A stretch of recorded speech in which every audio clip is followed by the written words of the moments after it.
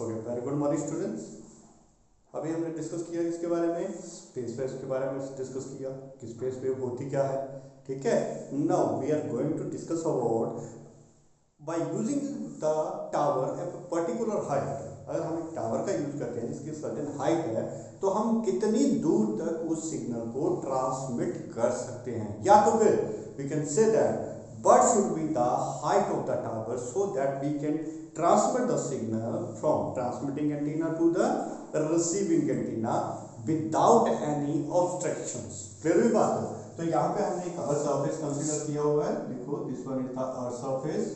ठीक है, सो यहाँ पे हमने एक ट्रांसमिटिंग एंटीना यूज किया है जिसकी हाइट हमने कितनी कंसीडर की है, एच डी। ठीक है, दूसरी तरफ हमने ट्रांसमिटिंग रिसीवर एंटीना यूज की जिसकी हाइट कितनी है, H are.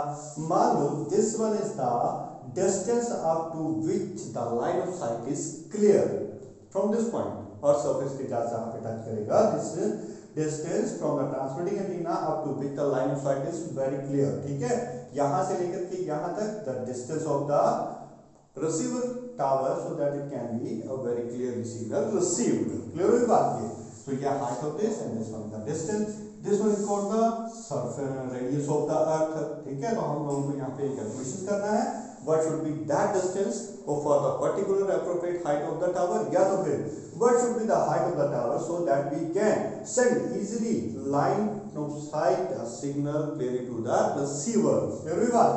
so we will consider this triangle OAB। we will use this triangle OAOB।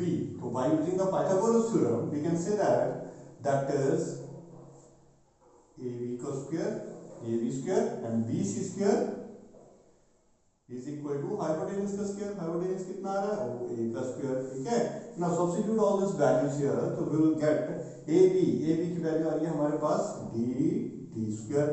Clear है बात? प्लस ऑफ BC की वैल्यू आ रही है मेरे पास कितनी, BC नहीं है, BO है ये, दिस वन BO की वैल्यू आ रही है मेरे पास RE का square is equal to OA। O से लेके A तक ही देखो, यहाँ से लेके यहाँ तक radius of the earth and after that the height of the tower, so we can write it as RE plus of HT का whole square. so by using the A plus B का whole square formula का use करते हैं, तो यहाँ पे we can write it as R square plus HT square plus 2REHT। ठीक है, DT square plus of RE square, तो देखो RE के स्क्वायर कैंसिल आउट हो जाएगा। ठीक है, we can say that a radius of the earth is very greater than that of the height of the tower, so this can be neglected to the zero, so we can say that distance will comes out to be 2 times of RE and HT। यानी कि जो distance होगा वो किसके ऊपर depend करेगा, इस factor के ऊपर डिपेंड करेगा। ये जो हमारे पास मैक्सिमम डिस्टेंस है up to which we can transmit the antenna, ठीक है, without obstructing the earth surface. ठीक है, तो this can be written as this 2REHT। ठीक है, 2 constant quantity, RE the radius of the earth, HT the height of the transmitting antenna. तो what should be the total distance from the transmitting antenna to this? obviously बात है, जब हम इसको calculate करेंगे the similar result will be obtained here। ठीक है, for the here this can also be written as under root of 2REH, यहाँ पे आ जाएगा R height of the receiving antenna। तो total distance कितनी हो जाएगी, तो total distance can be written as total distance that is D से इसको रिप्रेजेंट कर सकते हैं DT plus of DR।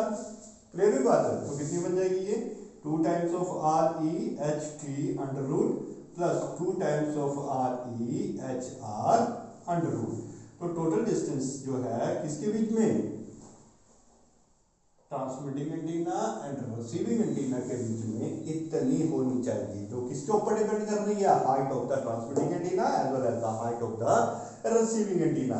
by using this formula we can also calculate that what should be the height of the tower। देखो अगर मैं इस फॉर्मूले का यूज करता हूं तो height of the tower will comes out to be DT square upon 2 times of RE that is HT।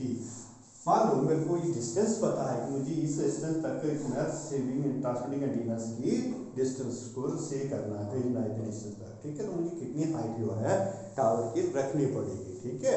Bye using this we can find out this various numerical from जो आपका एक्सप्रेशन है, ये numerical find out करने के लिए भी इसका use किया जा सकता है। क्लियर होगी बात सभी को?